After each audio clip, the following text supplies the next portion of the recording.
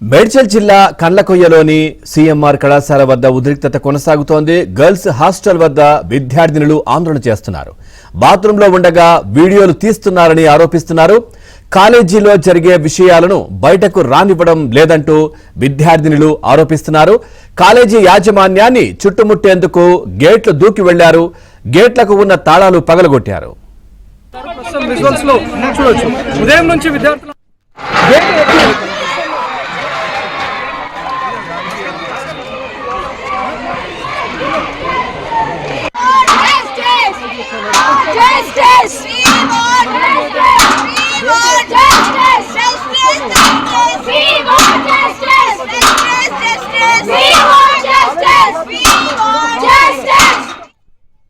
ఇక ఈ ఘటనలో పోలీసుల దర్యాప్తు కొనసాగుతోంది. ఇప్పటికే పోలీసులు 5గురిని అదుపులోకి తీసుకుని విచారిస్తున్నారు. హాస్టల్ను ఏసీపీ పరిశీలించారు. మరోవైపు హాస్టల్లో వంట చేసే వారై ఉంటారని అనుమానాలు కూడా వ్యక్తం చేస్తా ఉన్నారు.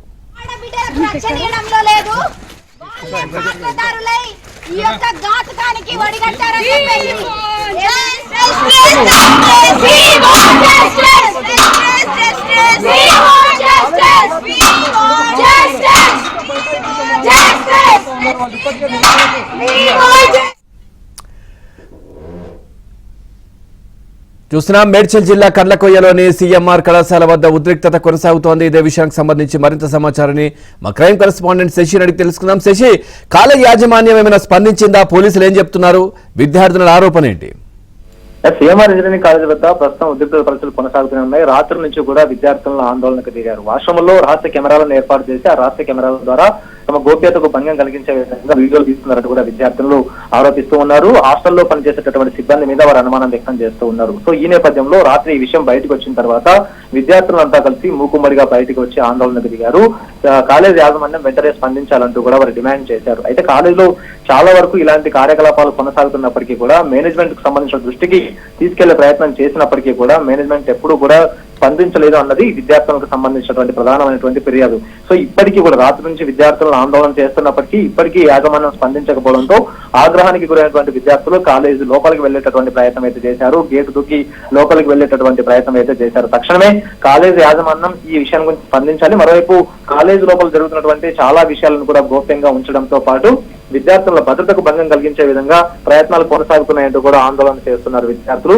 మరోవైపు ప్రస్తుతం కాలేజీ వద్దకు మేడ్చల్ పోలీసులు కూడా చేరుకున్నారు. మేడ్చల్ ఏసీపీ దగ్గరుండి మరి పరిస్థితిని పర్యవేక్షిస్తూ ఉన్నారు. ఇప్పటికే హాస్టల్ కు సంబంధించినటువంటి సిబ్బందిని అదుపులోకి తీసుకున్నారు. సుమారుగా 5 మంది సిబ్బందిని అదుపులోకి తీసుకుని వారికి సంబంధించినటువంటి మొబైల్ ఫోన్లను ఇప్పటికే పోలీసులు తనిఖీ చేస్తున్నారు. వాస్తవానికి అందులో ఏమైనా రాష్ట్ర కెమెరాలు ఏర్పాటు చేసి వీడియోలు తీసినటువంటి వీడియోలు ఏమైనా ఉందా అన్న అంశాల గురించి కూడా ఇప్పటికే పోలీసులు వారి నుంచి తగిన సమాచారం సేకరించేటువంటి ప్రయత్నం చేస్తున్నారు. ఫోన్ను కూడా ఇప్పటికే తనిఖీలు చేస్తున్నారు. ప్రధానంగా తాము వాష్రూమ్ లో ఉన్నప్పుడు ఈ రహస్య కెమెరాలను ఏర్పాటు చేశారు. ఆ రహస్య కెమెరాల ద్వారానే ఈ వీడియోలు తీస్తున్నారన్నది ప్రధానంగా ఇటు విద్యార్థులను చెప్తున్నటువంటి మాట. సో ఇదే అంశం మీద విద్యార్థులు ఆందోళన ఎదుగుతున్నారు. విద్యార్థి సంఘాలు కూడా ఇప్పుడు పెద్ద ఎత్తున అక్కడికి చేరుకున్నాయి. ఇక పోలీసులు కూడా పరిస్థితి అదుపు తప్పుతుందనే మన భావన నేపథ్యంలో భారీ బందోబస్తును కూడా ఏర్పాటు చేశారు. అయితే ఇలాంటి చర్యల వల్ల తమ భద్రత మీద చాలా వరకు కూడా తమ భద్రత మీద పిల్లల భద్రత మీద కూడా ఇవి ప్రశ్నలు ఏమైనటువంటి అంశాలంటూ కూడా చెప్పుకోవచ్చు.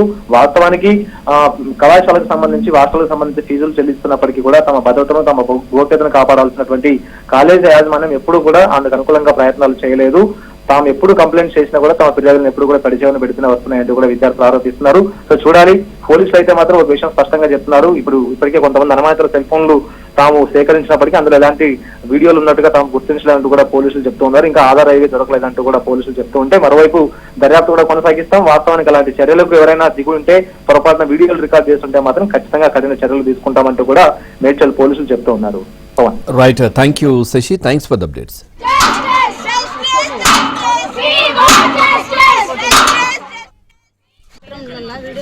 మా పాప ఏడ్చుకుంటా ఫోన్ చేసింది. డబ్బులు కట్టినాక కూడా మా పాపకి ఇంత బాధ ఎందుకు అని చెప్పి మేము ఇంత దూరం వచ్చాము. మా పాప అంటే భయపడుతుంది ఇక్కడ. మాకు భయం లేదని మేము ఇన్ని డబ్బులు కట్టి కైకి చేసుకున్న వాళ్ళం కూడా డబ్బులు కట్టుకుంటా మేము ఇల్లు వేసినాము.